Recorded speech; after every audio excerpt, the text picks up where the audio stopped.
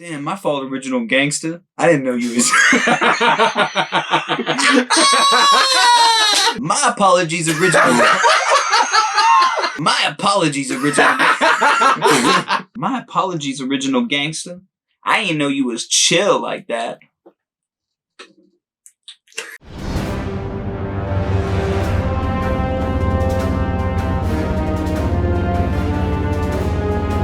Hello, everybody, and welcome back to the 1313 Podcast, the most mediocre podcast in the Star Wars universe. I'm Jacob. I'm Jackson. I'm Tommy. To all you Regs, welcome back to the podcast. To all you Shinies, welcome to the podcast. This is the podcast. Please, before we begin, make sure that you are following us on TikTok, Instagram, and Twitter. We also have a Discord. Link in the description below if you want to be a part of a really cool Star Wars community. Also, if you want to go above and beyond in supporting the podcast, make sure that you join the Patreon. Link is in the description below. At the beginning of each month for our highest tier in the Patreon, we give away a new thing. And next month, we're going to be giving away Obi-Wan Kenobi's Lego Starfighter in the newest wave of the Lego. So if you want that, make sure that you join us in Patreon and the 1313 tier of the Gungan Boss. Thank you for listening to my spiel. All right, gang. Welcome to another episode of the 1313 Podcast. Even faster this time. We're here. I just want to welcome back Jackson to the show for his monthly cameo on the podcast. You'll probably see him in another few weeks. Yeah, you already know. So, how's everybody doing? How are we all doing since last week's episode? I'm alive. Living. The Erie Con just passed. Erie Con passed, and I Missed it. I'm gonna keep it real with you. I'm still recovering Yes. from how busy and tiring the weekend was. Thank you to everybody who came out this weekend. Thank you to... Shout out to Ben Taylor, Hybrid Toy Reviews, Hunter Schultz, Skywalker Hendricks. and so many others that we met this weekend. Thank you all. And this is your first podcast episode that you'll see us in, all three of us. Yeah. So this You're is probably exciting. looking at this guy like, who's this guy? I didn't see him at the con. Yeah, he was doing army stuff. Yeah. While you were busy doing your soft Well, con you was out stuff, doing I was niche. being a man. While you was out. Hold on. I need to redo it. While I was out doing niche, I was in the woods making moves on these raccoons. Did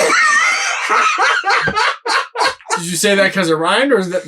No, the raccoons steal everything. Did they really? Yeah, so it's an ongoing joke. So there was this exchange student that we had from, I think it was Israel or Egypt my freshman year when we were doing our training exercise, and he had like a very strong accent, and the raccoons like ripped apart this chick's food because she left it like hanging open. He would walk around and be like, "Watch out for the raccoons. The raccoons are going to get you." And so like every single year, the raccoons have terrorized us in some way, but they must have effed around and found out because they didn't bother us this year, which is funny. So, guys. All right. I have a little would you rather to get us warmed up into this week's discussion. Obviously, we got some Andor on the table to talk about this week. So the question is Andor related. So would you rather be a stormtrooper or would you rather be a privately contracted security force by the Empire? Stormtrooper. Like, that's even a question.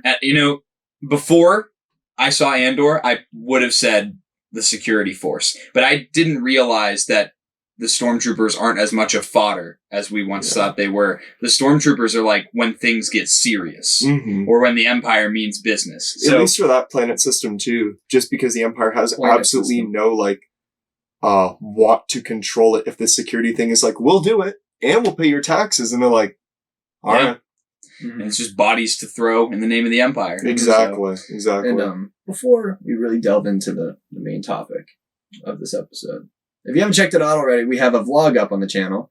Right. When we went and saw Rogue One, That the is re-release, when it had a teaser for Andor. That is up now. If you haven't seen it already, go check it out. Yeah, phenomenally done vlog. Thank you, Jacob, putting that together. And we also, as of this going up, the next day, so tomorrow, Saturday, you will see another podcast episode, a bonus episode of all of the hot mics we did from the convention. If you're not aware, something that Jacob and I did over the weekend was for a couple hours on Saturday and a couple hours on Sunday, we put together a hot mic session where people could come, sit down, talk about Star Wars. We had a couple quick questions for them. We went over a lot of hot takes. Was a lot of fun. Shout out to the guy who was impersonating Nicolas Cage, who sat down with us for about 10 minutes.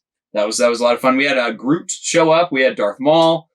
We had Oogie Boogie, who I called the Boogeyman. It was 3 so separate times. It was so cringe. Yeah. I was like, dude, you're just insulting this guy. Well, it's okay because, he called Rex Stormtrooper Rex instead of Clone Trooper Rex. Mm-hmm. So I think it's an eye for an eye. He deserves it. And shout out to Tacticat. Shout out to Tacticat. That needs no introduction. You'll see it. And also shout out to Matt, a.k.a. Kylo's Creations. Yeah. That was a lot of fun talking to somebody local who's into the costuming and stuff like that. And shout out to all the members of the 501 that joined us as well. That was Matt, we'll have you on the show sometime. You're really cool. But yeah, that's what's going on. So, if you're a podcast listener, you get a bonus podcast episode. And lots to look forward to. I have at least 12 to 15 reviews that I need to record.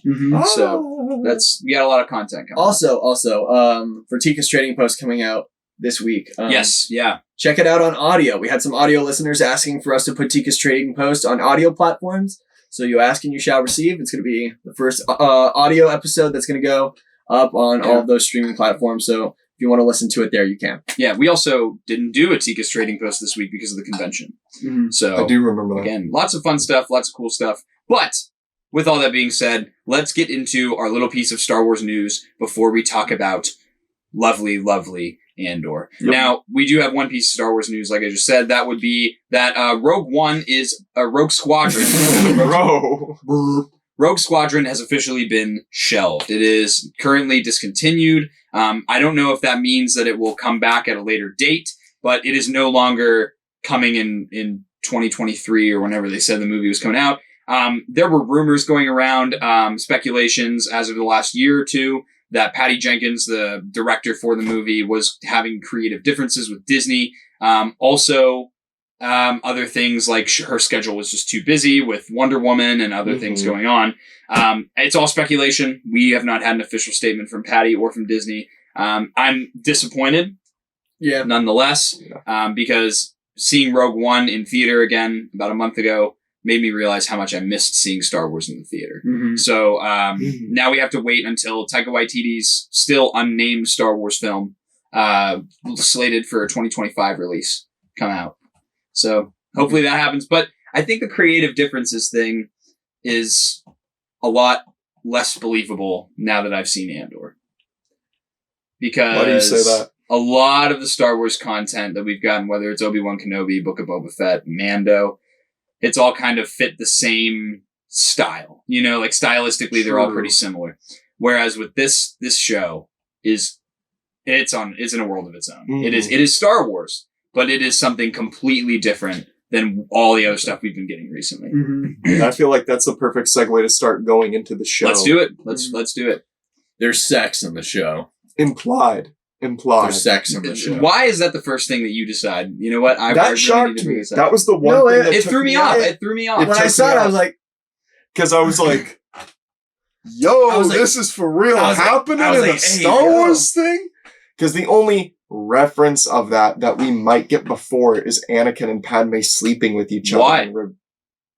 What do you mean? No, but this is the thing. Because up until this point, the only time that we've heard about anything about babies being made in Star Wars was Shmi being like, hey, yo, this fella just appeared one day.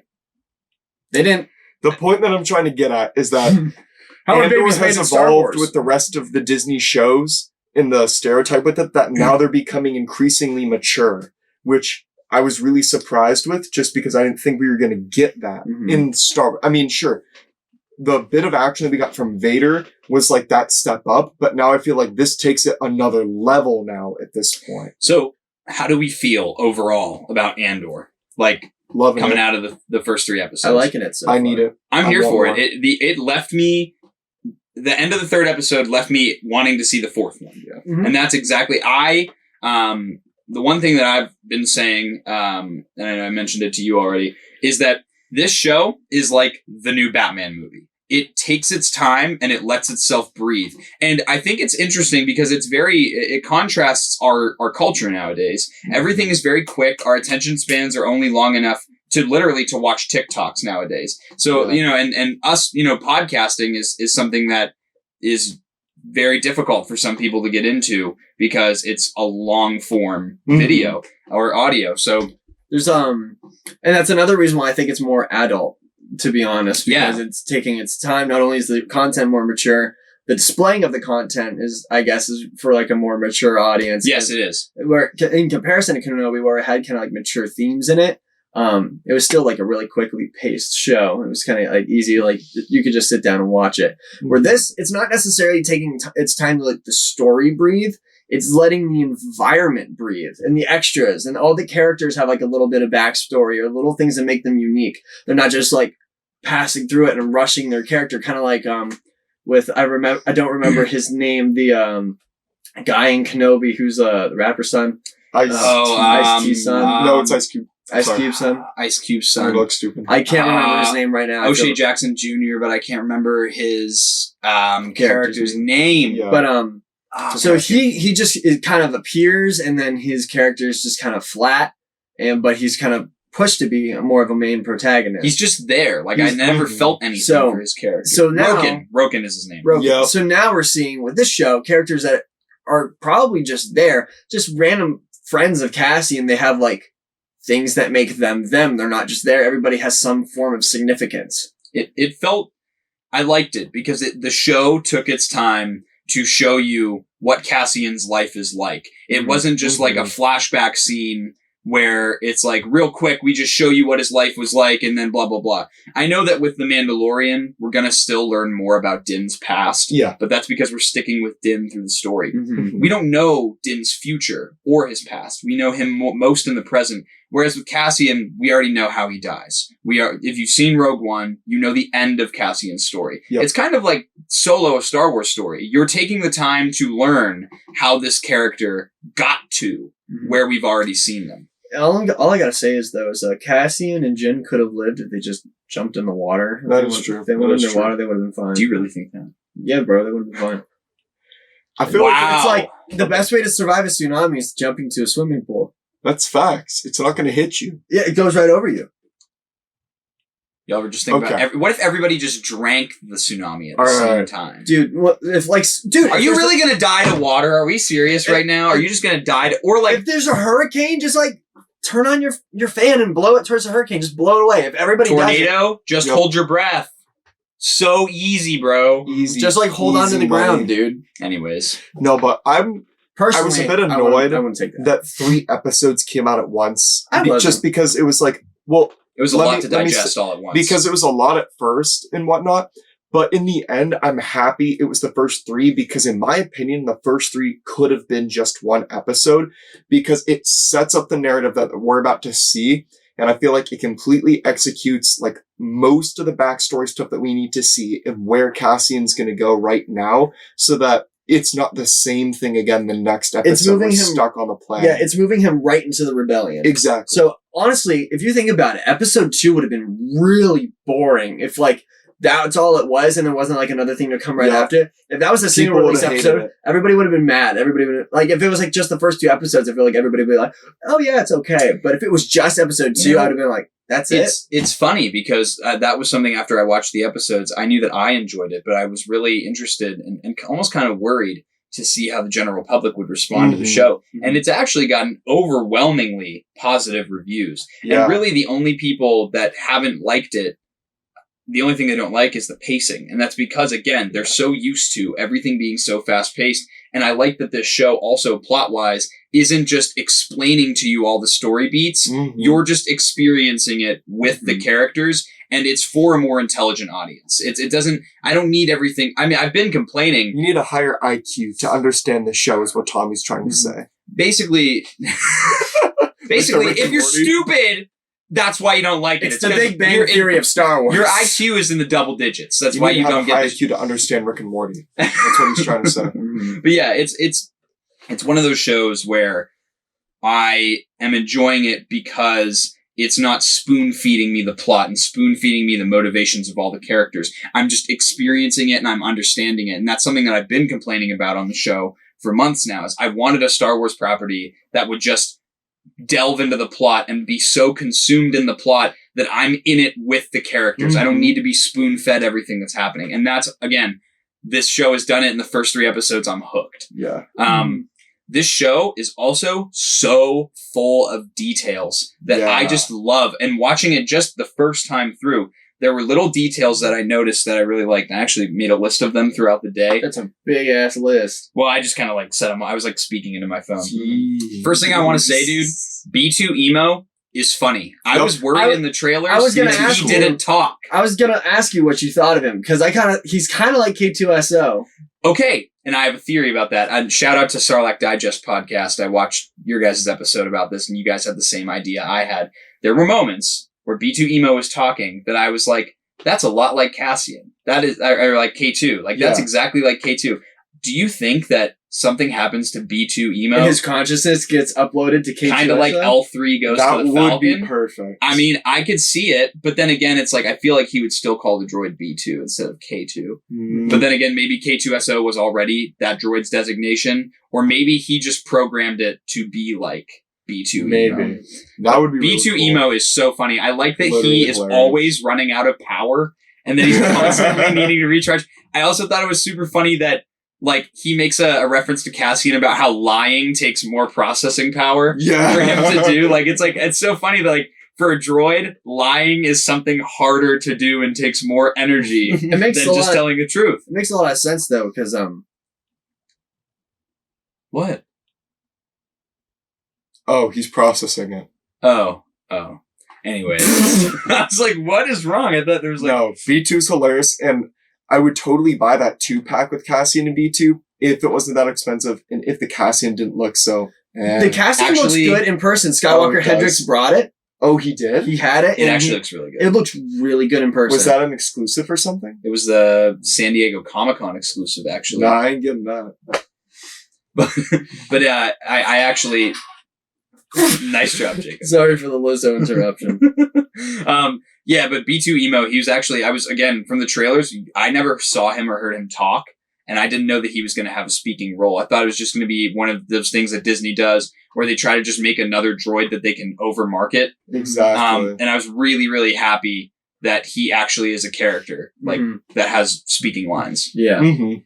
And I like that he's just I like when again, super nice detail. They had Corellian hounds multiple times in the show. If I could bring up something that I wanted to, that I thought was, I ended up watching the screen crushes for these, and just to kind of get like a general overview again before we came to record, so it would be a little bit more fresh in my mind, something that he mentioned that I kind of felt like was a potential error in the shooting, but maybe we'll see it clarified later, is in the flashback section when the young Cassian is like smashing the stuff on the ship, and then the lady who comes to adopt him and whatnot is like talking to her partner, who we can also assume is Cassian's father, who was hanged.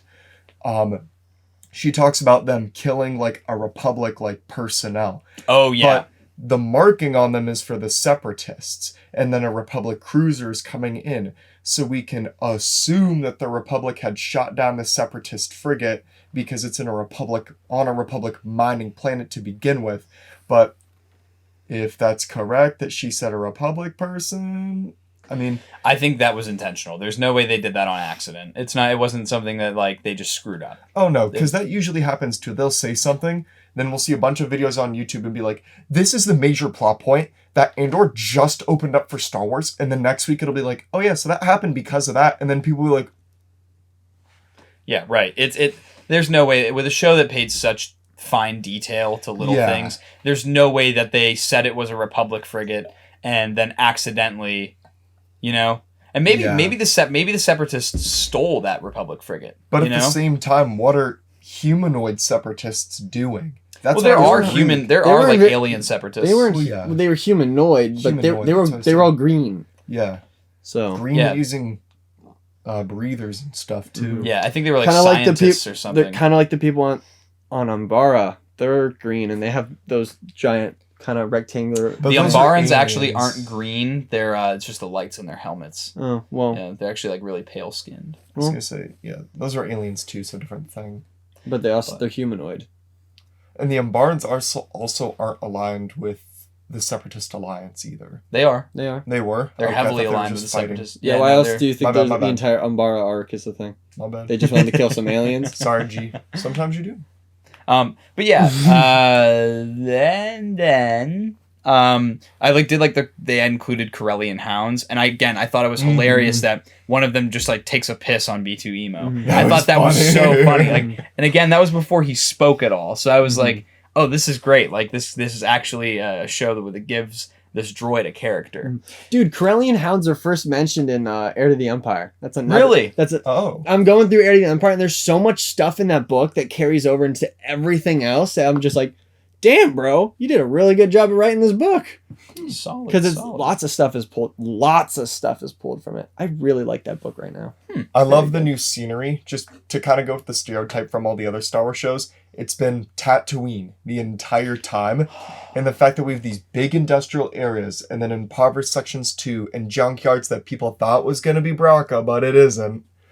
I really ended up enjoying that a whole lot. It's like what you said as well. The environment can breathe. It's new Star Wars that we need, in my opinion. It's not the same revisited places. And sure, we'll revisit a location here and there, but I love to see the galaxy constantly expanding to see how people are living. The galaxy feels big. Exactly. I can't wait to see Cassian in Mandalorian Season 3. Dude. Yeah, right. On a mural or something. But I like that these new planets, like, they give you the time to like feel like they're actually lived in. A lot of most recent Star Wars shows, your protagonist is just bouncing from planet to planet to planet, and then they end up, oh look guys, familiar place. And it's like, what I liked a lot? That at the very beginning of the episode that they declared the date of 5 BBY. Yes. Not only does that isn't that the first mention in canon of mentioning that the years are BBY. They also call it BBY 5 instead of like 5 BBY, which I thought was interesting too. I like that they're really starting to pay attention to like the timeline. Yep. Yeah. So, And then if I was correct from what I was seeing, doesn't the events of Andor take place 15 years after Kenobi? 15 years after episode 3. That's so right, the Empire has right. been around for 15 years. Yeah. Now the first few episodes of Andor take place 5 years before. Then it jumps a couple years. Okay, no, you're right. dude, how sick nasty would it be? How sick nasty would it be if the Bad Batch showed up in Andor? They're dead. Don't say that. They're dead. I'm praying that they don't. We still got to see those clone troopers too. We do. That's when I thought they were going to pop up. That's going to probably be connected to another flashback. Yeah. I think when Cassian first gets to Ferrix with when her name is Marza, I think is her name. When she takes him to Ferrix, I think that's where we see those clone troopers. What if that's the flashback of where his father gets hanged? Yeah, I agree. Because it looks like it was on that planet that we saw through these first 3 episodes. I could be wrong now. I want to see TK troopers in live action. Can we from Bad Batch? Yes, How we would get be them? cool. Because in our heads right now we know that they're in Bad Batch right after episode 3, and we know that they get discontinued at some point. I want to see them once in live action because now we're starting to get clones back. Can we get the TKs as well? Because we're getting clones post episode 3, but then we know that TKs are there at some points, or are they only there for like a year? Are they only in like a special unit? Like what's going on? I also really like that. I totally lost my train of thought. You're fine. B2 emo is not making you emo? Is it something along that? That's not it. I liked the subtle details. Oh, never mind. You go. I like that Cassian. The show is just ruthless, dude. First 5 minutes in, Cassian point blank shoots a dude in the face. Well, he kills. Well, when the guy falls over and he's like, "He's not breathing. He's dead." I was like, "Oh, this is where the show's going." And then he just shoots the guy. I was like, yeah, I did honestly. I thought it was kind of lame that my man bonked his head and died. He's like, maybe he I should didn't have see died. anything. I didn't see anything. He just bumped his head and he died. Nothing happened. I won't even say anything.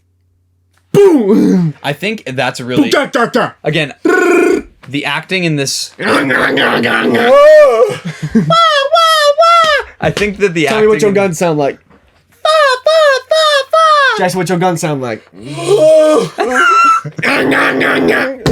think that the acting in this show is on another level. I think that the acting in this show is better than all the other Star Wars live action shows. Dang. That's my firm opinion. It is so real and it is so genuine that I feel like I'm in it. Like I feel like I'm watching real life events take place.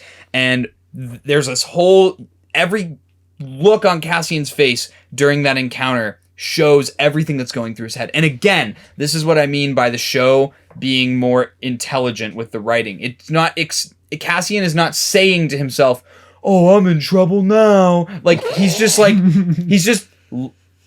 you can see it on his face. He gets in the encounter. He thinks, "Okay, I'm just going to, kick these guys' asses and leave." Yeah. He does that, then they end up dying. There's that moment when he shoots him. It's like it's two things. I can't take a risk and get caught, and also you can see this hatred that he has for the Empire behind his eyes. He shoots the guy immediately. Is like, what did I just do? Like I'm screwed. Like I have to run now. I have no choice. I like that shot where he shoots him, and then he realizes what he does, and then he's running. Felt exactly like how it felt in the Joker after he kills the preps and then he runs. It not only was it shot similarly, it kind of had the same tone to it. Yeah. I really am intrigued by this security bureau that we're like watching through it. I really hate this that officer guy that's in charge as well. I just think larger one or the skinny one? The skinny one. Because the deputy director? NCO. He's a sergeant. Stop talking about me. He reminds me, if you've ever seen Band of Brothers, in, I think it's episode 5 or 6, Lieutenant Jones in the very beginning. Because he's like the stereotypical, by the books, the protocol guy, but he can't function out of anything. Stop pointing at me! Stop! I'll be real. He does make me think of you. Because again, he's very uptight. He's by the book. He wants to do everything how it's supposed to be done. You don't even have to buy the selfie series of the Black Series. You can just buy that figure and pop the head off. His name is Cyril, by the way. His name is Cyril. He's named after Kellogg's. And then the larger guy is Sergeant Linus. I forget his last name. He was in the Batman. Linus. He was? Yeah, he was the larger... Frick.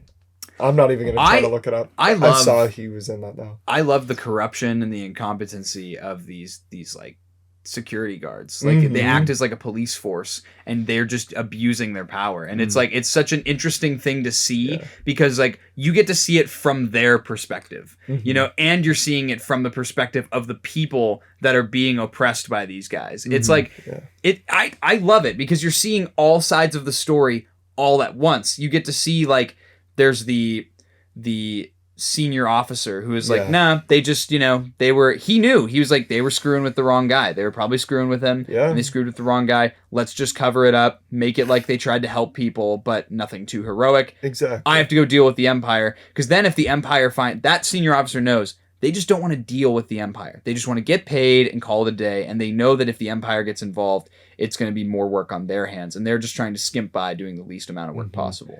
It's the roots of corruption of the Empire digging in. And I feel like it makes the Empire in this way kind of seem like the way that Star Wars Resistance tries to build Kylo Ren.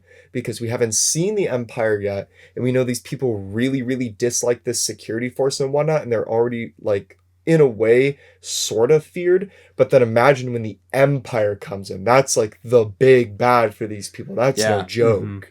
One thing I'm having a little bit of a hard time getting past though is the guy I can't remember his name. Cassian Andor, that guy. Cassian Andor. I don't remember his name, but he's a senator. Yeah, I can't get past the fact that I've seen him in his underwear in Thor. I can't. I forget about that. That's where he's from. Yes, he's Jane Foster's dad. He's Jane Foster's dad. I can't. Whoa. So I knew that's one thing I can't get past is the fact that I've seen him in his underwear. I can't take him seriously. But we got to talk about how in the trailer there's a shot with him and Mon Mothma, and it looks like they're looking at Plo Koon's mask. Yes, I have. I didn't see that. I'll show you the picture. Let me pull it up. Jacob's going to pull it up. It literally, I don't think it's Plo Koon specifically, but it's definitely one of his species, and I think that's a direct callback to that.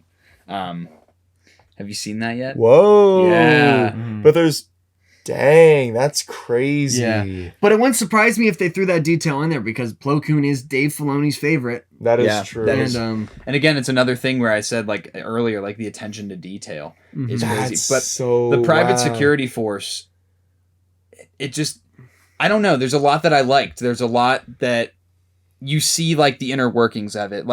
The sergeant guy, Linus, not necessarily a bad dude. Like, he is one of my favorite characters Really? from the show so far. And he is the guy that's experienced. He's been in the field for a while. He knows how things work, and he knows how to get the job done. Then there's Cyril, who is very new to being in the field, but knows how to do things policy-wise by the book. Yeah. And then you have all these other guys. You know, you see the disagreement on some of the soldiers' faces. There's when what's her name?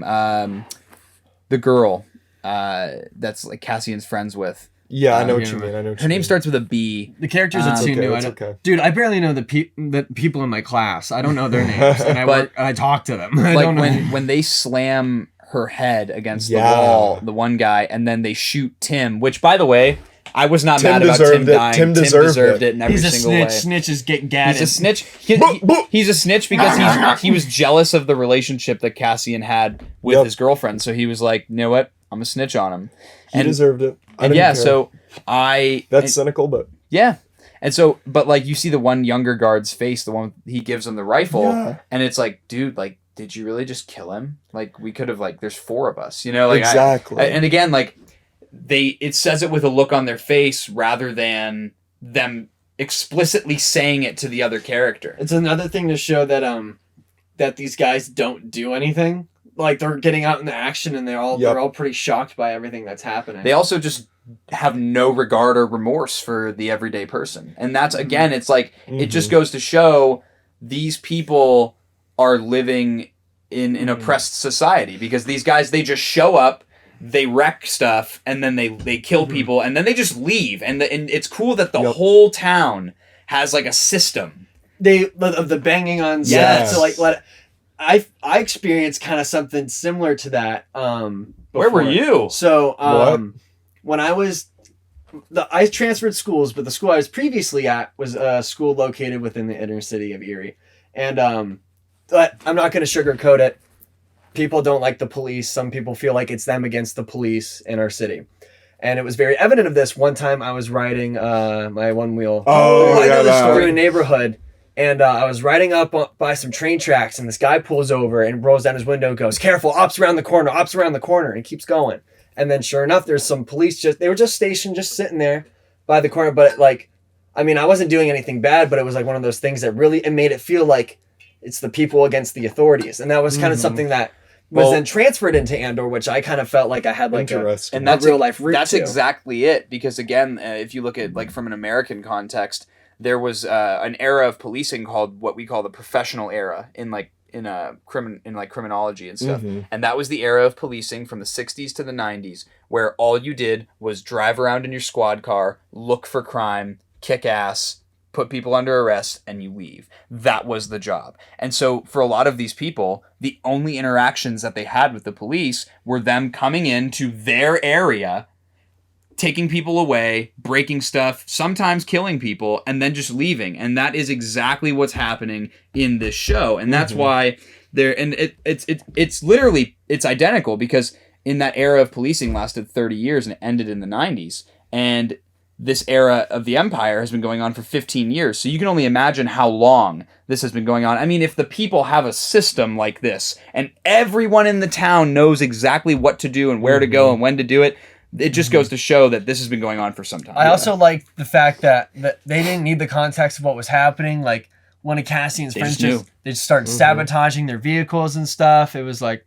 it was the community, because they all hated him. Also, shout out to Cassian's one friend, because when Cassian comes back to Ferrix and just tells him, this is the story, this is, if anyone asks you, this is what happened, he just starts adding to the story. Like, I was like, you're a real one, dude. You're a real one. You're the guy that if a girlfriend calls and says, "Was he with you last night?" You just go, "Yep, we were out doing this, this, and the other." I would call Tommy and be like, "I need somebody to help me bury a body," and Tommy would be like, "You're going to jail. I'm taking you with me." I feel like Tom and I can speak pretty well to, like, I mean, with the policing stuff as well, and then just leadership too. How it's like the Ferrix guys, so the planet's called Ferrix. So you're talking about the deputy, officer, the sergeant, or the deputy director? Deputy director. The deputy director's name is Cyril. How Cyril is obviously, like what you said, like brand new to the field, knows how to do everything by the book, but doesn't understand how to apply it. He doesn't understand how to actually doesn't lead. know how to motivate troops, doesn't know like when he's on the field what he's supposed to do, because he's just telling people to go around and do stuff. And then when that speeder explodes and kills all those people, he's just shocked because, again, he knows everything by the book and nothing else. Where all these other people have that experience. It's like being in the field. You can get trained on by the book what to do all day, but when, for lack of a better word, when everything goes to shit, that is when you really see people's true colors. You see if they're actually cut out for the job or not. I think not only was it that, it was also his realization of all those people were dead because of him. Yep. Yeah. He was told to drop it, and he decided to push forward and be like, we have to do this, and now all of those men are dead because of him. If he would have let it go and not happen, not do anything, they would still be alive. This is perfect character development for him because it's going to put a much more deep-seated hatred for these people now. Like, he is going to have a much stronger hatred, and I think the next time we see him, he is going to be an Imperial officer. I think this is the last we see of this group, and I think that both him and Linus will be Imperial the next time we see them on screen. Here's an interesting thing as well. I really think of him like Rampart. He has really big aspirations and whatnot, and I feel like the two characters just really parallel. Yeah, but the thing is that Rampart has the experience and has better knowledge. He is the guy. He's just evil. Like, he is the dude who will push the button, you know? Yep. I feel like Cyril would have to contemplate pushing the button, but I think that what has happened in this episode has pushed him over that edge and will make him more like Rampart going forward. Can we talk about Blue Noodles guy? Dude, literally, cup of noodles is in Star Wars. There's so many things in Star Wars that like I wished I knew like worked, or like tiny little like world building details that they just made in this show. Like the blue noodles, that was awesome. It's like takeout food. I can't wait to make a t-shirt that says 1313 takeout, and it's just a little takeout thing of ramen, but I'm gonna turn the ramen blue. I love it. And then the other thing, like those star charts, those ones we've always seen, those little tables with all the circles. We never knew what they did. We now know exactly what they do. They it's the space lanes, it's the hyperspace lanes and the lanes of traffic. I love it. And they track everything coming in and out. They've been there for so long. We've just been like, oh, they look at the acrylic. They look at the screen and then they make a calculation. I also like how we have versions of like Star Wars Amber Alerts. Like how Tim looks at that panel and it kind of says, we're looking for this guy from Canary. It's a male, blah, blah, blah. And he's like, damn, I got some info. I really liked the style. He didn't even get paid for the info. No. He paid with his life. He gave them the info and then he died. That's the ultimate L, bro.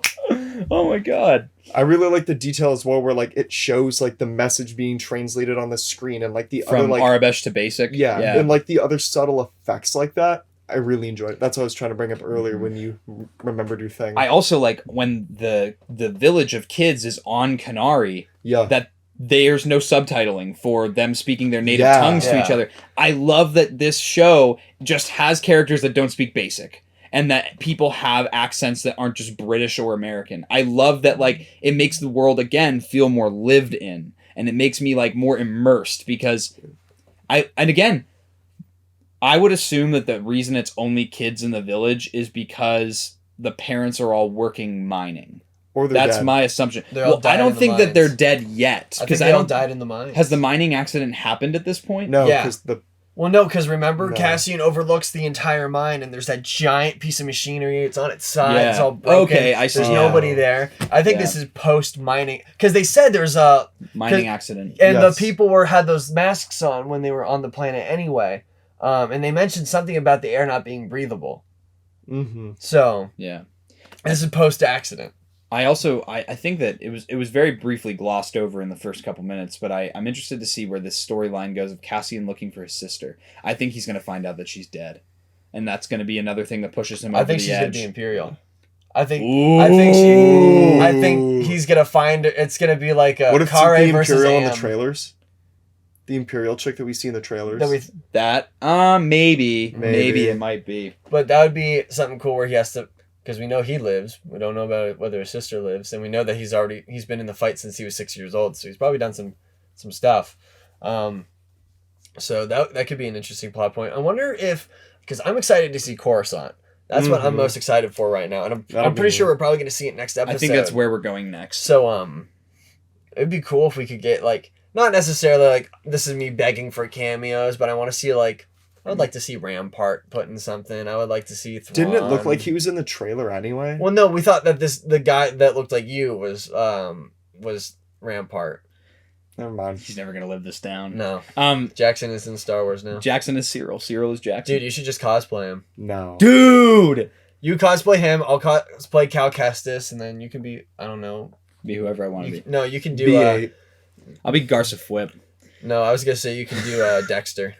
Dexter. Obi-Wan! Zero the Hutt. I also... No, you can be Watto. You got the nose for it already. I'm a Doidarian! Uncalled for. How you doing? Shots fired. Let me just say my favorite extra. There were tons of little details that I saw in the show. I saw Rex and Around posted about it already. I was gonna talk about that. There was one that I made a conscious remark the first time I watched the show, like, oh, like, that's a weird dude. He has like a blue hat on. He's got like some sort of alien face, and he like shakes his head, and he's like, while he's walking, and he's in a couple different shots, and I just thought, I don't know why that extra like stood out to me so much, but I was like, it's different because everybody walks and he's like goofing around and stuff. I'm like, he's tweaking. There's also the big alien with the giant robotic arms on him that I'm pretty sure that we see in from The Force Awakens. Yeah, The Force Awakens. I immediately saw that. I was Dude. like, Screen Crush, you missed that. But they missed everything. Cassian has a total Han Solo moment where he's getting asked about this money that he owes this one guy, and the big dude comes up, and I just thought that was another, again, it's so funny because he's like, he paid you to be here? He's like, yep. he said just to stand here. So I was like, this is so funny, dude. Wait, he spoke actual words? But that was, he spoke English. You didn't get that? Dude, I didn't understand a word he said. Yeah, there was, again, Watching it's like 3M be like, I'm also interested, I wonder if we'll see how Cassian got this box that he has that he gives to the senator. He probably got it from Count Dooku. The box. Something else that I liked about the show, I consciously noticed that there was no music in the battle scene with like the pendulums in that room. Like, again, music is not, that's the one thing I wish this show did more, was made more of like a musical impact. I love the intro, I love all the stuff, but I feel like, again, I'm really happy it's so story driven that I'm that immersed in it, but I feel like it lacks classic Star Wars music. Well, then again, that makes tons of sense because there's no melodies to connect to any of these characters. Right, that's There's true. no nothing to harken back on anything. It's all brand new. It's all down and gritty, and it's more intense. And a good way to, I think if they had just like the rhythm of like the during the fight scene, it was just, it would have been like okay. It was cool because it gave the fight scene a better sense of depth. Music, although it can help prolong a scene, it can help have a scene have a more emotional impact or heighten the senses. You don't need, because one, the music would have been drowned out by the sound of things crashing and the chains going all around. Bong. So I kind of liked that it was silent because it kind of gave focus to the setting of the shot. Music would have drowned out the impact of all those things breaking and the chains whipping about. And like when Cassie gets smacked with the chains, things like, because then you would have to do a comical like sound effect for him getting hit. You feel that impact instead of having to listen through music. So sometimes music is aided in stuff, but I feel like this is one of those times where it was perfect that it just was absent. Yeah. Because there's nothing for there to be a Star Wars musical impact to because it's not connected to anything. Yeah, right. Mm-hmm. The scene that we saw in theaters was different than what happened in the episode 2. I'm going to say that. No.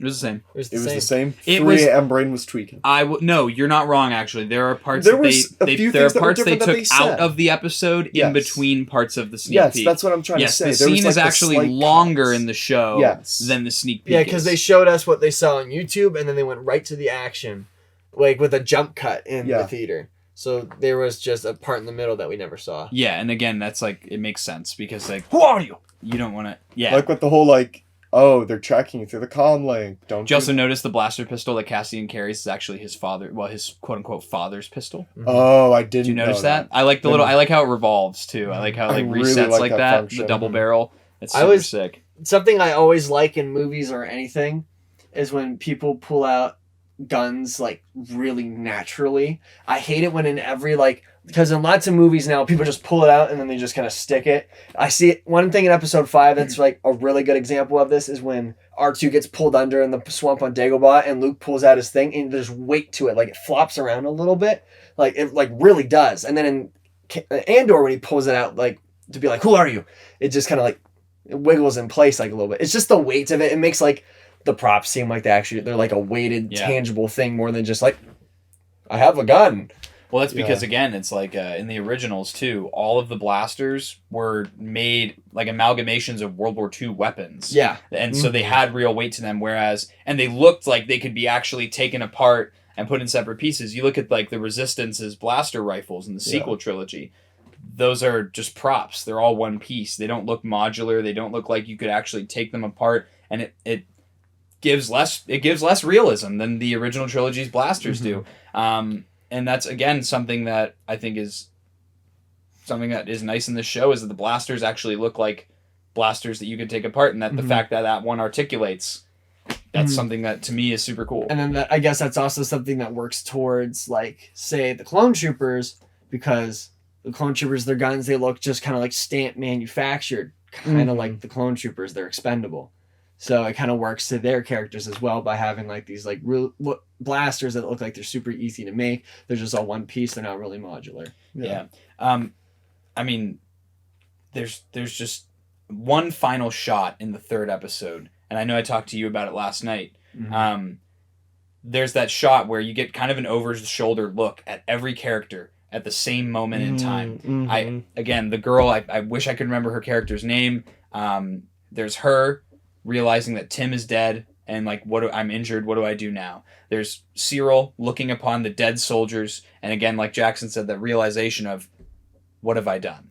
I caused this. And you see the hatred in his eyes. He wants to avenge these guys for what happened to them. And you see like, where is he going to go next? You see Cassian leaving with the senator. Where is he going to go next? I loved it. I thought it was a real cinematography wise. It was fantastic. I liked how like the acting level was also really good. It's because like the girl, she's bleeding from her head. She probably has a concussion.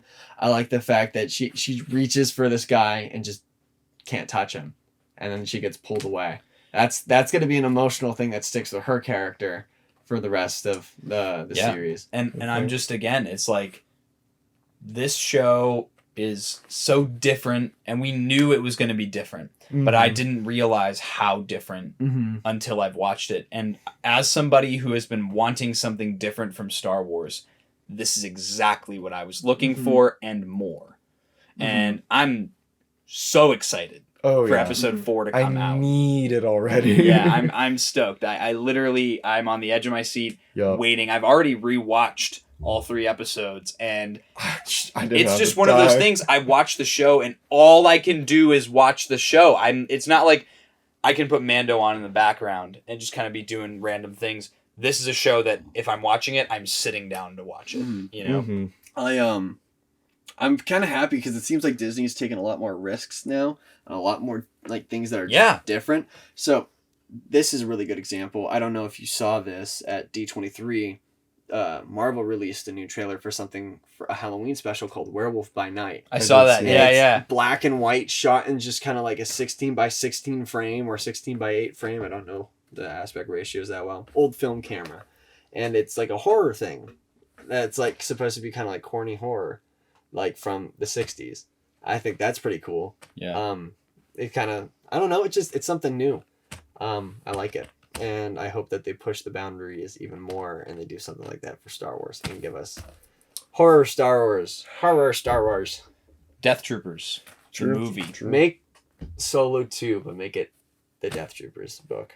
But yeah, I mean, I'm pretty much, I know there's a million things that I'm going to leave this recording session and be like, damn, I wish I would have brought that up. But I think personally that I've exhausted a lot of my conversation. I agree. I think my last, if I had to say one more thing about the show, it would be that I like how it's this multifaceted story and that no character is safe. You already have characters dropping like flies and the show just started.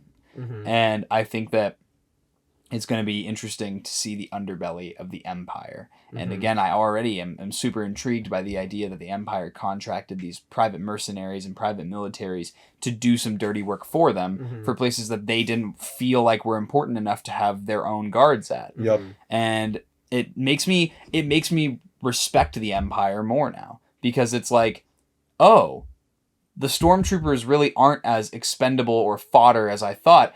There was just always a Jedi or, a group of protagonists fighting the stormtroopers, and it just made them seem a lot more expendable. Now I'm like, oh man, because these are all just people. They didn't really fight these security guys. They just kind of, did their thing. They hid, they screwed with them like in indirect ways. I can only imagine what the Empire would do to That's these what people. I was saying. What stormtroopers, legions of them, would do. I can't wait to see what it's like. The Empire is going to be fierce in this show. I'm here for it. My final note for this was in that final shot where we see where everybody is. I think the one thing that actually didn't make me tear up, but like definitely put like a lump in my chest, was seeing Andor's mom sitting there holding the stuffed bantha, and the shot just pulls away, and you can the room is ruined, and you tell that she's like, he's never coming back. Yeah, I'm never seeing him again. That was like one of those. That is upsetting. That was another one of those you saw her for like maybe 10 minutes of screen time, not even, maybe 5, and you already feel it. You feel it. So this show is going to be fantastic. Jackson, do you have any final? 1313 are a bunch of shills for saying Andor was nothing but good, and they didn't even criticize it. Dude, don't tell them that Disney paid us to say that we liked the show. It's just good. I couldn't even think of something to criticize. Like, I honestly couldn't. I have no major criticisms or even like really any minor criticisms. I don't have any, at all. And it's because it's so fresh and so different. If you are not a fan of the show, I would highly encourage to watch it again. If you're not a fan of the show, go watch TikTok, because you're not going to like the rest of it.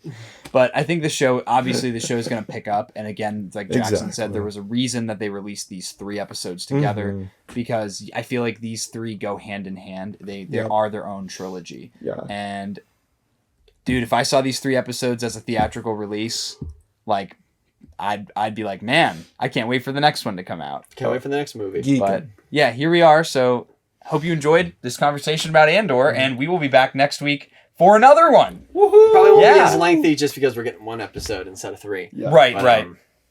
Every day we grow closer to Tales of the Jedi. Woo! I'm so excited That's for that. exciting. Me too. I'm stoked. We're going to have to binge that in a day, though. Yeah. Right. And we'll have to make some really good notes on everything. Indeed. Oh, no. But with that, thank you guys so much for watching this episode of the 1313 podcast. If you made it this far, thank you. If you are new to the channel and we met you at the con, hello, thanks for sticking with us. We hope that you enjoy the rest of the content. Sorry that the audio for the first half of the episode was kind of garbage. We just are constantly evolving with our technology, and so things are always something new here at the 1313 complex. Yeah. But thank you guys so much for watching this episode of 1313 podcast. Just to run through it all again, socials below: Instagram, Twitter, TikTok. Make sure that you're following them. We have merch below as well. Want some merch? If you want to get some, if you were at the con and you didn't buy a t-shirt and you like our stuff now and you're like, oh, I wish I got a t-shirt. We got tank tops. We got other designs for t-shirts. We got hoodies. If you want to put it on your body, we probably got it. So check it out down below. Join the Discord and help us on Patreon if you feel like it. But thank you guys for watching. We'll see you next week. Bye, everybody. Dun dun dun dun dun dun dun dun dun dun dun dun dun dun dun. Dun dun dun dun dun dun dun dun dun dun dun dun. Dun dun dun dun dun dun dun dun dun dun dun dun. Dun dun dun dun dun dun dun. Hum da da hum da da hum dum dum da. Hum da da hum da da dum dum da dum da ba ba dum ba do ba dum ba do ba dum ba ba dum ba dum ba do ba dum ba do ba dum dum. Hum da dum dum dum dum dum dum dum dum